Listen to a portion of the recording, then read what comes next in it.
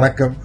இந்திய ஒன்றியத்தின் முதல்வர்களில் முதலிடம் வகிக்கும் தமிழ்நாடு முதலமைச்சர் மாண்புமிகு எங்கள் பெருமைக்குரிய முத்துவேல் கருணாநிதி ஸ்டாலின் அவர்களை வாழ்த்துவதில் மற்றற்ற மகிழ்ச்சி அடைகிறேன்.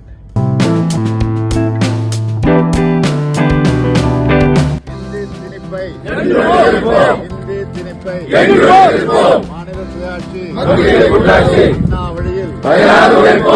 வழியில் இந்திய திணிப்பை